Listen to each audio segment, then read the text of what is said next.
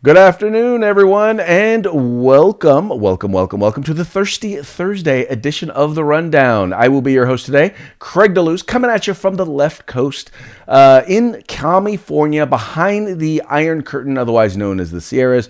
But as you know, I do not do this program by myself.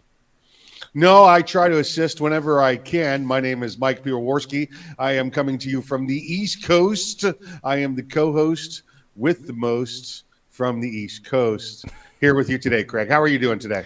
I am doing phenomenally, and I'm actually really excited because guess what? We have a special guest co-host with us today.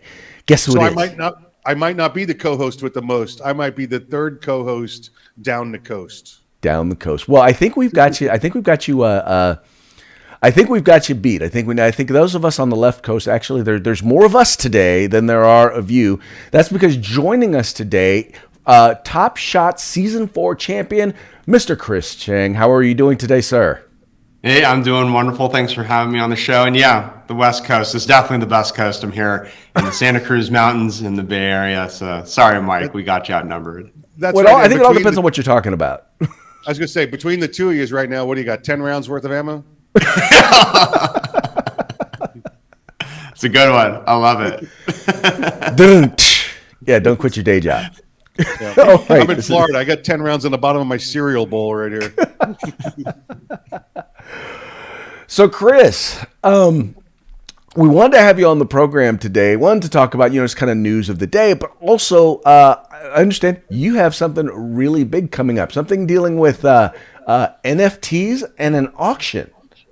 Yeah, so I'm really excited, to break this down really quickly. NFTs are this new form of digital collectible, and I'm partnering with Recoil Magazine to sell issue 56 of their recent cover, which I was on. The cover caused a kind of quite the stir and the controversy, partially around the LGBT American flag shirt that I was wearing. And for me, right, this piece of cover art, it provoked and evoked really important conversations around the Second Amendment. And the cover art stands for that the Second Amendment is for all. 2A for all was and is the sort of the slogan of the cover. So we're minting 10 NFT versions of the cover. We're auctioning it off starting October 19th at the website nft.recoilweb.com. It's a 5-day auction. There's lots of prizes. And also part of the proceeds will be going to 3 of my favorite Second Amendment organizations, the Firearms Policy Coalition, the Pink Pistols / Operation Blazing Sword. And the last is a new one for Asian Americans called the Asian Pacific American Gun Owners Association, or APA-GOA. So yeah, I'm here to talk about that NFT auction and also all the other news that's going on in the day here. Excellent. Well, I think you bring up one of the things that's a really good point is, as conservatives, we happen to believe, we don't believe in, like, for example, the left believes a lot in, special rights for special people. Conservatives believe in all rights for all people.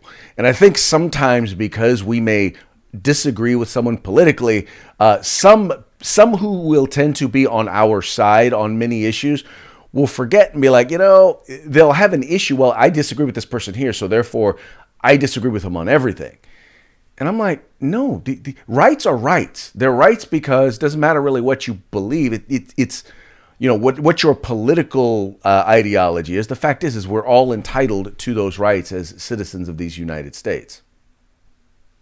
Exactly, and the fact that I'm gay and that I'm Asian, right? These character traits should not matter with respect to civil rights, right? Whether we're talking about the Second Amendment or the First Amendment or any of our other civil rights, that rights are rights for all Americans from all backgrounds, and so that's what this cover art represents, right? It's a very simple concept, right? That the Second Amendment is for everyone. And I'm really proud to be partnering with Recoil and the Firearms Policy Coalition, the Pink Pistols, APA-GOA, and helping promote this new way, right? This NFT concept, buying and collecting and selling digital art. It's brand new. It's a pretty wild concept if you aren't familiar. But let me tell you that digital collectibles, it's just an extension of the analog version of collecting things. I collected baseball cards when I was growing up, and loved talking about all my favorite baseball players, right? The teams, right? The 1987 Ken Griffey Jr. rookie card, right, is like an iconic baseball card that any baseball card collector knows about, for example. And I see a very similar world happening for the firearms space and the gun community. And this NFT digital art, again, right, it's a way to provoke conversation, to form meaningful connections with each other, and not just have blithe talking points about the Second Amendment, but to really talk about, well, right, what is gun culture really about? How diverse? And I love to talk about the actual diversity that exists in the firearms community, and this digital art concept is a great way for us to expand the reach and the conversation about gun rights and gun culture. Now, Mikey is into collecting. I don't know what else he collects, but I do know he collects bourbons. Do they have bourbon NFTs? The alcohol content's probably not as good. Yeah, well, get the short answer is yeah. So there's distilleries that are selling NFT.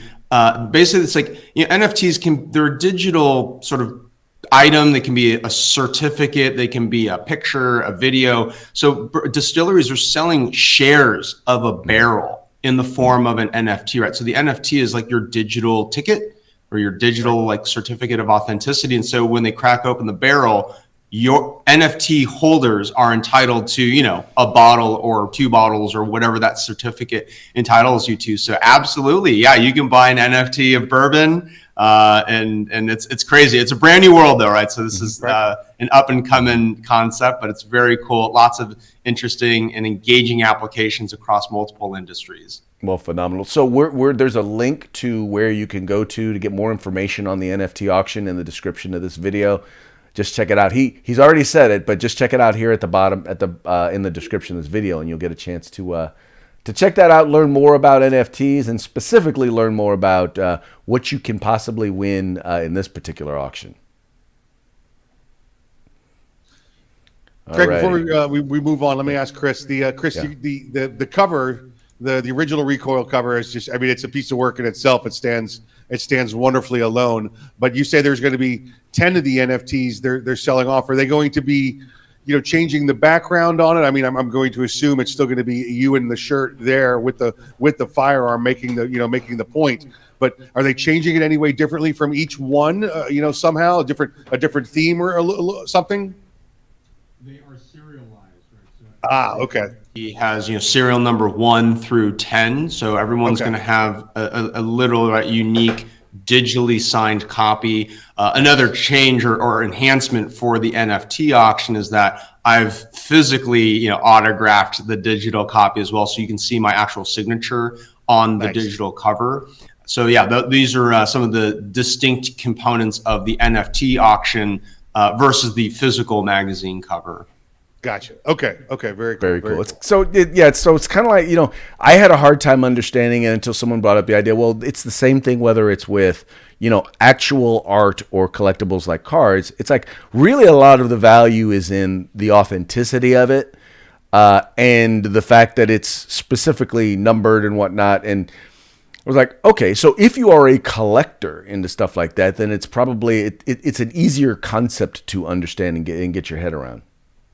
Exactly, and that's what I think we need to lean into most. Is this is a collector's hobby for people who appreciate art, right? Or if there's multiple versions like cards, right? Who want to collect them all, right? If you want to complete the collection, so yeah, this NFT art concept. Beretta is actually also gotten into NFT art. They have this wild 2-minute video about the Beretta family and the history of firearms and the Beretta patriarchy. It's wild, but I think we're going to see more forms of digital art, digital collectors cards, etc. Coming to the NFT space. And the website nft.recoilweb.com is the NFT auction site for the auction that I'm holding with Recoil. And, this is the first shot across the bow, for me and the gun community. So, I really encourage everyone to take a look at the website and see this groundbreaking, first ever of its kind NFT auction in the gun space. Very nice, very nice. Looking forward to checking it out. With that, we're going to go ahead and start getting into today's news. Now, you guys know that when we talk a lot about the various different stuff, about a lot of these issues, and we know that unfortunately there seems to be this move out there to call anything that folks on the left disagree with, to refer to it as racist. Well, there's actually an organization. It's supposed to be a family relationship organization. There's a research group that is now claiming that a two-parent household is actually racist and is a holdover from white supremacy. I'm kind of speechless. Before we get into this one, I just want to say that as the senior old fat white racist in the room, that I kind of like sharing my racism now with you guys. Normally I'm the one that gets picked to be the racist, but now that we're all racist, Craig and Chris, my question is, does that make me less racist or you guys more racist? Well, thank you for sharing your racism. It's like fresh out of the oven. It smells great, looks great. Can't wait to take a bite. But yeah, right. This concept of, like you're saying, Craig, right? If you don't agree with something, then if you just slap the racist label on it and just distort the reality and the history, it's a way of really appropriating and shutting down, right, the conversation. Because we sort of live we live in this culture where, oh, okay, if you're a racist or you're a sexist or you're a homophobe, then you're wrong, right? And it's like then the conversation just shuts down, which is it's dishonest, it's intellectually lazy, and this isn't about, for me, it's not about shutting down conversation, right? It should be about provoking more conversation about the issue. But when you start calling things racist, it makes that meaningful conversation harder to have.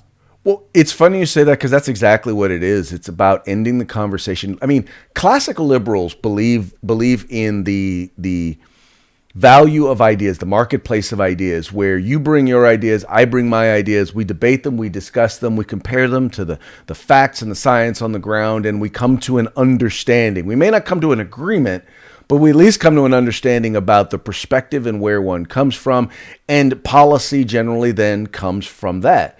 But the way in which they're doing is this is very much I hate to use the popular term, but it's a Marxist tactic to shut down debate and discussion with which you disagree. And so when you call them racist, now all of a sudden they are therefore evil. Therefore, I don't really have to address anything that they've said, because fundamentally they're evil because they're racist. Yeah, I mean, how much attention do you pay to people these days, though, when they start to tell you racist, or their retort to your counterpoint is that you're racist? I've gotten to the point, myself now, at least when I get into a serious conversation or a serious debate, and their answer is, "Well, you're a racist," that I don't even try anymore. I just stop, turn on my heel, and walk away. And they're not even worth correcting. Right, and that's a huge problem, right? The fact that the conversation shuts down, and I get it, right? It's like I've been in a similar situation where you're just like, well, like I can't have a meaningful conversation or productive conversation with someone, and unfortunately, sometimes we just have to walk away. But right, what good does that do, right? Who does that benefit if two parties just literally can't engage and turn around, or one person has to turn around and leave? I mean, so I guess, Craig, like the concept of a two-parent family is racist, right? That's what this article is about, that it's somehow upholding tenets of white supremacy. It's audacious, right? That just the thought of it. And sort of like, I came from a two-parent household, right? My mom and my dad raised me. I think I came out just fine, and I don't think we're, white supremacists or promoting any tenets of white supremacy as an Asian American family. Well, now, according to these individuals, according to these folks, because you're Asian, you're not really, you're not really a minority. I mean, you're a minority, but you're not a minority, because, you've gone opposed to a lot of the stereotypes. And this is all about, once again, this intersectionality and identifying victim status. And I'm a believer in this. I'm a believer in who I am. So, for example, being black is part of who I am, but it doesn't define who I am. And these folks want what you do to define everything. They want race to define everything. And it really gets us away from addressing some of the key issues that are impacting many different communities, because once again, we can now we're the oppressed, you're the oppressors. We're going to now take you down, and that's really all they really care about. Yeah, and I don't subscribe, to that mentality, and but similar to you, Craig, right? It's like I'm Asian and I'm gay and I'm a gun owner, and these are key parts of who I am, but I don't singularly define myself by either my physical traits or my hobbies. Now, how do I define myself? I like to define myself by my character, by my morals, by my ideals, and by my accomplishments. And I think that's the way that my parents raised me. Right. And that's the way that I live my life. And, I guess I understand why people, identify solely, by their race, because, right, there is actually, right, there's a lot of culture and community that revolves around race. And so not to say that it's, singularly like wrong, right, to think, oh, well, I'm Asian and that's sort of who I am. I guess I'm just encouraging people to think beyond, right, just your race. It's the world is a very rich place, and to kind of boil your identity down to a physical trait. I feel like at a high level, it's like you might be missing a lot of fun things in life, right? If you're just surrounding yourself by people of your race. And it's everything from food and culture to, right, art and music. It's like, hey, the more diversity of friends and colleagues that we have of different backgrounds, just the more fun and more interesting life is. And I can talk to Mike about bourbon on the East Coast and how it's delicious. And, it's just like fun things like that. And yeah, Mike's white. It's like, I don't care. That's great. He's white. So what? Wait. Hold on. Stop. Mike is white? Why did no one tell me this? He needs to come out as a white guy. It's time for you to come out, Mike, as a white guy. I wanted to be on the show, Craig, and I just had my filters set odd so you couldn't tell I was white. So here I am. East Coast racist Mike on the show. Here we are. There you go. It's that Florida tan that had me fooled. That's it, baby. That's it. Sitting out here in the heat all day long. But my skin and my hair are so nice from the humidity. It's wonderful. So nice. Well, what's funny is, and this kind of leads me into our next story, is when everything becomes about race, well, then all of a sudden we wind up with a warped perception of things, including the news. And we all know that the news media is very big at changing narratives. Last week, a week ago today, there was a mass casualty event, or there was a shooting that where a number of people were shot by an individual at a school. So this was at a school, meaning it was in a gun-free school zone. Multiple people were shot, and for a period of time there, the individual who was the suspected, and as it would turn out to be the actual shooter, was at large. So there was a manhunt that was out there, right? And you know what was interesting about this whole thing? The mainstream media didn't cover it. If it weren't for Fox News, who actually ran the story, was actually running the story live as it was going on, as they were in the middle of this manhunt, you wouldn't even know that such a shooting took place. Now, I'm going to throw this out there because it kind of fits the discussion that we were just having. Why do you think the mainstream media ignored it? Yeah, it's pretty fascinating. I mean, there's one hypothesis that the mainstream media ignored this mass shooting because, right, the shooter's black, and they don't want to be come off as the network doesn't want to come off as racist, right, and making a particular race look bad. And right, this kind of censorship, like self-censorship, right, in the context of journalism and the news, I mean, I want my facts, and I don't care if it's an uncomfortable truth, but just give me the facts, right, and let the audience, right, make a determination, right, of what the story, is or should be about. But yeah, the fact that the whole mass shooting was just really kind of ignored. It's curious, right? When most mass shootings, yeah, definitely get at least a day's worth of airtime. Yeah, Craig. It's interesting. You're just going along exactly what Chris said, agreeing there. It didn't meet their narrative, right? This was a known black person, known shooter. If you recall, the only bit of little coverage we got out of it last week was there was one blurb that said constitutional carry causes school shooting in Texas, because remember the law just passed there within the past 13, 14 days. So they were immediately trying to tie that into it. Well, I guess when they realized the rest of the narrative wasn't going to match up, this got buried right away. And this is just clearly not what the media wants us to see. What do we want? Facts. Just as Chris said, it's what we want, facts. Craig, it's what you and I tell people on here all the time. Seek the facts, find the truth, make your own decisions. But how can you do that when the media won't release the facts because it doesn't meet their agenda? Well, exactly. So this was an individual who, by the way, wasn't white. He didn't use an AR-15. He was only 18. So in Texas, constitutional carry wouldn't have applied to him because he wasn't 21. Right. I mean, all of the things about their narrative, everything completely and utterly fell apart. And as it turns out, he was actually released on bond and was actually only at the time being charged with assault, which I don't know if they've upgraded the charges at all, but I'm like, what the...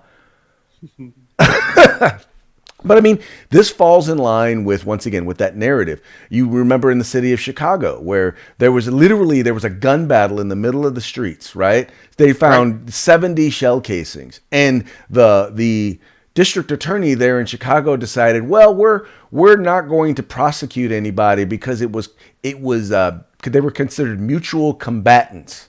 Yep. Now, if it had been a black person shooting, or a white person shooting at a black person, or an Asian person shooting at a black person, or a cop shooting at a black person, they would have them on civil rights charges. They would have them on attempted murder.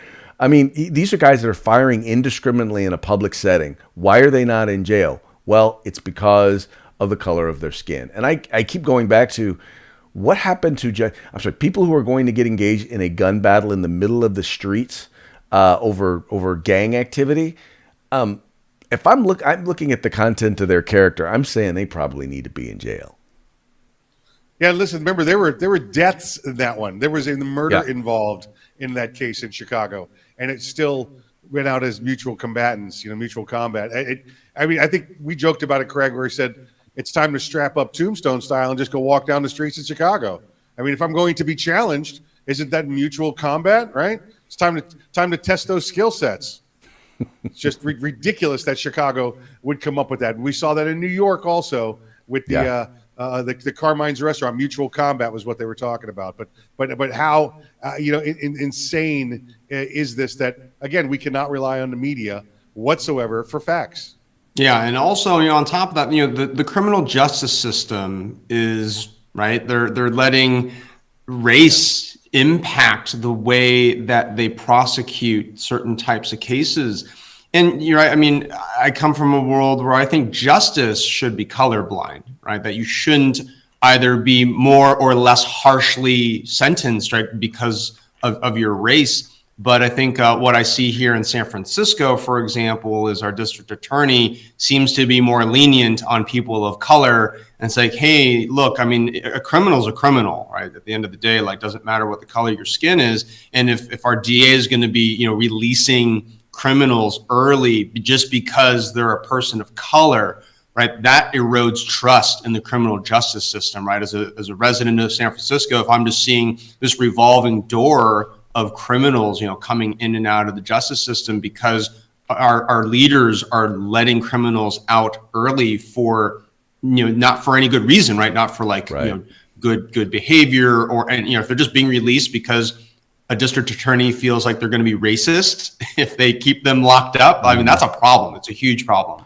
Well, you know what? And it's leading to, and I'm gonna skip ahead one story. it's leading to this next story, which is what's happening. So Walgreens last year in San Francisco, there has been a major increase spike in crime nationwide. But especially here in California, shoplifting has become and stealing has become a big thing because we actually passed a referendum that made it a misdemeanor to steal anything less than $950. That costs less than $950. And the thing is that it is literally making a huge, I mean, we're talking shoplifting has gone up dramatically. And so last year, Walgreens closed 17 stores in the San Francisco Bay Area. And this year, they're closing 5 more stores. Now, what they noticed was that in the stores in San Francisco in particular, that the shoplifting is the theft is 5 times more than any of their other stores. And in the stores in San Francisco, they've actually invested like 46 times more money in security in order to protect those stores, and yet still it is not making a difference. So now all of a sudden we're starting to actually see the consequences of basically just decriminalizing crime and letting criminals walk the street, because now in communities throughout San Francisco, they're losing access to much needed health care, because where are you going to go if you need a prescription or you need something? Where are you going to go if all of the CVS's and the Walgreens and the all wind up shuttering their doors? The situation and conditions here in San Francisco have become quite deplorable, and the street conditions are deteriorating week over week. I live in a very nice neighborhood in San Francisco, but even in my neighborhood, I step outside to go grab a cup of coffee and I'm dodging, piles of human feces and, homeless people, who are, they're sleeping on the sidewalk, and there's open drug dealing and drug activity, drug users happening with families and their young children walking, to and from school. And what's happening in Walgreens, is no surprise to any San Francisco resident. But we're reaping what we sow here, right? Because in California we can vote on propositions and change the law. And California voters, I don't think, realized what this downstream implication was going to be with passing that particular proposition. And to see some of the footage of these brazen daytime shoplifters literally, just walking into a Walgreens, they're on video. I mean, you've seen cell phone footage of these criminals just literally taking their arm and just walking and just scraping product off the shelf into a garbage bag. And the security guard, they can't do anything, right? Like they can't touch the criminal. They can't pepper spray them. They can't detain them because they're afraid they're going to get sued, which is this crazy system that we have created here in the city of San Francisco, where even law enforcement, like they feel like they're literally got their hands cuffed behind their backs. And if they happen to arrest a criminal, that they're not even confident that the district attorney is going to press charges back to, hey, if the criminal is a person of color, well, their chances of getting released are greatly increased, which is it's just crazy, right? You can commit crimes all you want here in San Francisco and get away with it. And who at the end of the day suffers? It's innocent residents like me and the other 800 some thousand residents of San Francisco. It's just such a shame, but we're going to hit rock bottom at some point, and the momentum is going to turn here, right? Where we're going to come back to very simple principles and concepts of, if you are committing a crime, you're going to get arrested, you're going to get prosecuted, and if you're guilty, you're going to go to jail. Yeah, listen, I've seen the same thing in New York. I haven't been out to San Francisco in quite some time, but under de Blasio there in New York City, the same thing's gone on. Chris, we've seen the pharmacy shut down because they've got the same kind of laws now. There's the shelves are empty. The mom and pops have been gone. De Blasio helped kill them with the COVID. Manhattan has responded by becoming the worst place for crime in New York State since the 70s. Back when it was ridiculous, you couldn't go out after dark in Manhattan, and it's that way again. And the city's responded by basically abandoning Manhattan. There might be 25% of the people moving around Manhattan that used to be there. It's all gone out to the rest of the boroughs. And Chris, I agree with you. We've got to get this back. We've got to wait for the pendulum to come back and help the pendulum and push it back. I just hope it's not a an escape from New York type scenario where, it becomes lawlessness before we get back to, the restoration of law. Another dynamic here is one of the San Francisco supervisors had a very insightful comment where she said, we can't let Walgreens shut their stores down.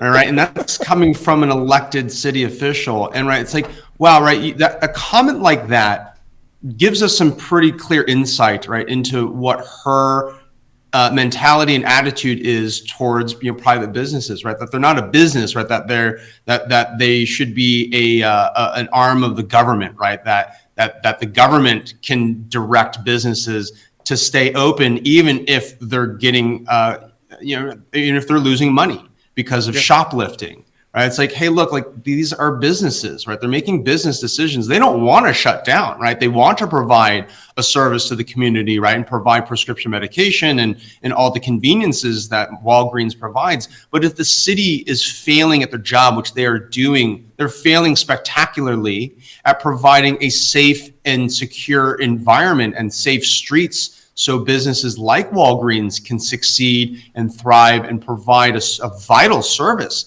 to the community. But this supervisor, right? It's she's not taking ownership, right? She is shifting blame to Walgreens, right? She's not taking responsibility that, hey, supervisor, it is your responsibility, right, to support the San Francisco Police Department, right? And the district attorney, you need to be prosecuting criminals who get caught for shoplifting. Our city leadership is failing on so many levels. It's turning into a Escape from New York, like Mad Max kind of situation. Yeah. Where someday, the Batman of our, San Francisco is turning into a Gotham City, right? And we're going to see a Batman, come up sometime, and I might be one of those people, kind of like rooting for the vigilante because, hey, if the politicians can't do anything, like, hey, here's some vigilante Batman that's actually like making something happen, but I don't want to get there either. So it's a sad situation here in San Francisco, and I hope it gets better soon. You hit the nail on the head. They're not taking ownership because they don't want to admit that their policies are failing, and in some cases, I'll be honest. Once again, I keep going back to this whole theory. There are some people who want the entire system to fail. It's the reason why they are attacking our educational system. They're attacking media. They're attacking law enforcement. They're attacking the family. They're attacking the church. They're attacking the government. All of it's because they want it all to come down, because somehow they have this belief that out of the ashes will rise a phoenix. And what they don't understand about revolution is this: most revolutions don't result, at least not immediately, in a better form of government or in a better society. It almost eventually leads to despots, leads to dictators, and the powerful become the ones in control, not necessarily the righteous, shall we say. But yeah, San Francisco, and folks, if you don't live in San Francisco, you don't live in California, you're probably saying, well, God, I'm glad I don't live there. But keep in mind, they're trying to bring this to the entire United States. Understand, the Speaker of the House is from San Francisco. The Vice President of the United States is from San Francisco. A number of the leaders in the House are from various different parts of California. I mean, when I call it California, I'm not playing. I'm not joking. It really does start. It is really ramping up that direction. And the worst part is that there are a lot of really good people who mean well in the state of California who just don't get it. And until things implode here in California, the folks in the rest of the nation, be wary, because people are leaving California because they can't afford to live the American dream here. And they're coming to a city near you. And they're exporting, right, their California politics and importing it into the states that they move into. So yeah, in my Second Amendment advocacy, I talk about this point all the time, right? It's like, hey, just because you don't live here in California doesn't mean that you're safe, right? If we look at Colorado, look at Virginia, even parts of Texas, hey, like, they're turning a little bit more blue and a little bit more liberal, and You've got these Californians who are moving to other states. Like I said, no one's safe here, right? If you keep your eye off the ball here, next thing you know, you're going to become, a little bit closer to that communist manifesto, ideology with your elected officials and the policies in your city and your state. Mm-hmm. So it's everyone here. Everyone looks to California oftentimes, right? To set, we are a trendsetter, right? And set an example in a lot of ways. Some of it good, some of it bad. But the point is, right? Hey, California, we're 58 million residents. We have a tremendous GDP and impact on the U.S. economy, and obviously culturally and politically, a lot of activity happens here that has implications for the rest of the country. Yeah, exactly. Hey, folks. Okay, so we're gonna move on to the next topic, and I don't know how many of you guys listen to the Joe Rogan podcast or watch him or his videos, but Joe Rogan is a comedian, MMA commentator, and hosts a podcast, probably the biggest podcast in the video and audio podcast in the country. If not the world. But he does really like these long form interviews with folks. And one of the people we had on the show recently was Dr. Sanjay Gupta, who's the lead medical correspondent for CNN. Now, Joe Rogan recently told the public he tested positive for COVID-19 and talked about a number of the different things that he took in order to help ease the symptoms. And one of the things he talked about was the fact that he took ivermectin and it was prescribed to him by his doctor. Well, the folks at CNN, specifically the folks on Morning Joe, Mika Brzezinski and Joe, I'll just call him Joe, but joked and basically said that he was taking horse dewormer. Right? They basically said that his taking of ivermectin was taking a horse dewormer. Well, that wasn't accurate because ivermectin is something that's prescribed by doctors for people in millions of cases. And this was in fact prescribed by his doctor. But Joe Rogan had Sanjay Gupta on his show and in essence forced him to admit that the folks on CNN were lying about the fact that he was taking a horse dewormer. Just wow. Again, first off, Craig, I think you and I have talked about it a couple of times. I believe that comedians are going to be the relief from the wokeness that we have. They are going to be the ones that save us from this because it is their job to dance along the edge of what is acceptable in society, to get us to laugh, to get us to see our own faults. And I think, they're going to be the ones that bring us back. We talked about Dave Chappelle last week, and now you listen to Joe Rogan's podcast. He's funny on there, but he's not setting out, to do a comedy half-hour show. But it's his his core of taking it to the edge there that I think is going to help bring this back. But yeah, to watch Sanjay, Dr. Gupta there have to eat the crow that his news agency is serving up was a nice little piece of justice there and a nice piece of work on Joe's behalf. Yeah, for me, ivermectin has been super politicized. It's you have medical, quote unquote professionals opining on ivermectin, and now I'm not a doctor. But from what I spoke to my doctor about, he's a personal friend of mine, and I was just asking him, hey, like, what is going on with all of this stuff that I hear about ivermectin in the news? And a few weeks ago, he told me, he goes, yeah, Chris is like, ivermectin has multiple applications and uses in the medical community, both for humans and as a veterinary, application. And he's like, I don't understand why the media, right, is demonizing ivermectin, whether it's in the context of COVID or not, right? It's for him, my doctor friend, he's like, look, like there's objective facts out there about ivermectin. So I think this kind of comes back to this concept of, the media, often has their agenda, right? And if a certain set of facts or story doesn't fit the narrative, the pre-existing narrative that they want to push, then they're going to either bury the story, or they're going to, on the opposite end of the spectrum, right? They're going to reinforce the narrative, right? That they've set. So anytime ivermectin is mentioned, it's a horse dewormer, it's a thing that's not for humans. It's like, no, like that's just not true, right? There are applications, right, for humans. So it's just, I think it's really important for those of us who are consuming the news to understand, right, what is the potential agenda, right, for a particular outlet. And to be frank, like, right, most of the mainstream media outlets, hey, like just literally list all of them, like they're pretty biased. Yeah. And they can be pretty terrible in many ways.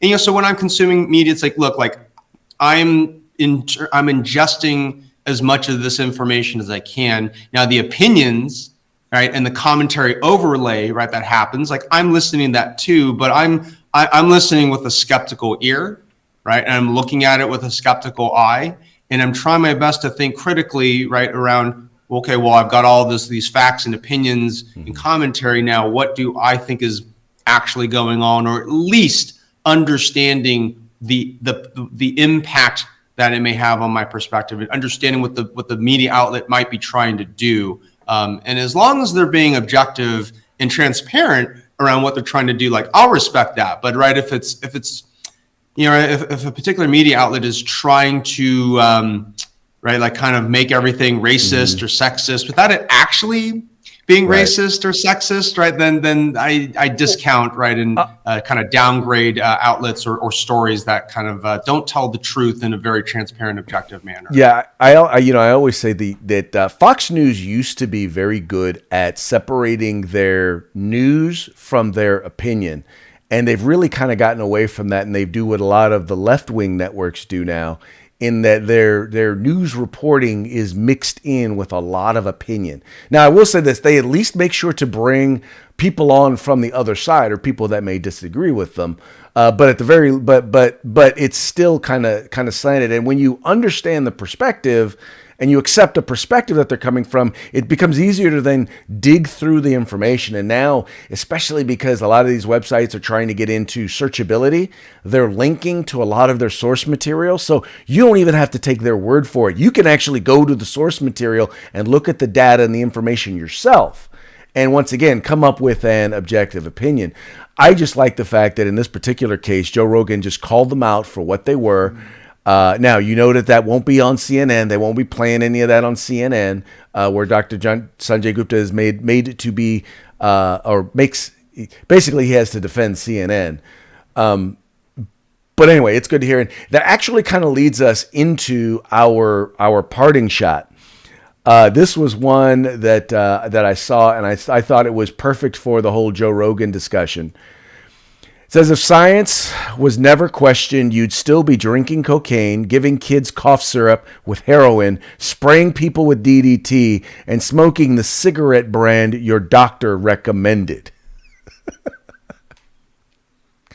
Yeah, listen, Craig, if they still had DDT on the shelves down here in Florida, I'd probably still be using it, just to be clear. That's the only way to get rid of bugs here. But yeah, listen, that's science, right? What else do we have to see? Do we have to watch, the black sailors being given LSD to watch their tests? Do we have to set soldiers and airmen out by nuclear tests to watch them there because it's all safe? It was science, right? It was all done for science sake. Anytime somebody says it's science, to me, it says, okay, well, we're done. Let's get rid of everything looking at the expanding or looking at the future. We no longer want to move forward. Because isn't that what science is, right? Isn't that trying to understand and better ourselves? Science is just what we know right now. Correct. And it's only based on what we know right now, what we have the ability to understand right now. And 10 years from now, that will be different. 50 years from now, it will be different. Yeah, it makes me think about a story I saw the other day about aspirin, right? And apparently aspirin is no longer good for you in terms of trying to prevent a heart attack. And it's like, think about eggs, right? At one point, eggs were terrible for you. Now eggs are great for you. And but I guess the point is, right, I mean, science is great. I mean, I'm a believer in science, but right, let's make sure that we're talking about the facts. And of course, hey, everyone can have some different interpretation of the facts, but and I guess when it comes to science, just because there's one or two studies, right, that show this or that, doesn't mean that makes it an absolute truth, right? Often a scientific study, it's a controlled experiment, right? That, hey, hypothetically, if you run this controlled experiment over and over and over again, now if you get the same results, right, over a long period of time, right, then you're bolstering the science, right, and the validity of whatever the outcome is. But I think what I'm tending to see these days is somebody cites one scientific study, and then it becomes this absolute truth that, we need to just treat this study like it's the Bible and can't be, that it's just the source of truth, and there's no questioning it. You can't poke or prod at it or doubt it. So just want to add that perspective as well. That's because I saw that the other day with the story Chris just said with the aspirin. Yeah. And it was the same reaction it was, here's a study where they say the aspirin now may not be the best thing for you. So but they laid it down. It was a singular study, laid it down as if it was law. And it's like, well, we've got to publish this because it's controversy now. It's different than what we know. So let's publish it and get that controversy out there. How about peer reviews? How about putting it in the hospitals? How about letting the medical staff look at it, as opposed to here's one story, and now we're gonna again, we want the controversy. Now, what's gonna happen to the one guy who watched that story and says, "Oh, I've got chest pains, but the new story said don't take the medicine, so I won't." Well, it's that irresponsible journalism right there is going to lead to deaths. It really is, for that specific aspirin story. We saw it happen with hydroxychloroquine. The thing is that it used to be that when you investigated, logic and reasoning was about deductive reasoning. I take in all the facts and all of the information, I test hypotheses, and I come to a conclusion. Now, in many cases, it's because public policy and media perception is more important than the fact than arriving at the facts. I've decided on my policy. Now I'm only going to look at the facts and data that support that predetermined conclusion. That's called inductive reasoning. That is not scientific. It's politically scientific, but that's really about it. Anyway, folks, hey, we're actually coming up against it. We went a little long today, so before we get going, first, Mike, I want to give you an opportunity to give a shout out to our sponsors. Let's say hey to our good friends at Grid Defense, and Guerrilla Manufacturing. Grid Defense and Guerrilla Manufacturing. And then let me hand it back to Chris. And Chris, tell us everywhere where everybody can follow you, watch the NFTs, and keep in touch with you at all times. Yep. Yeah, I'm on social media, Instagram, Twitter, Facebook, YouTube, and Medium as well. My handle is @TopShotChris. And for anybody that's interested in bidding in the October 19th NFT digital art auction, come check it out at nft.recoilweb.com. Excellent. Gentlemen, thank you so much.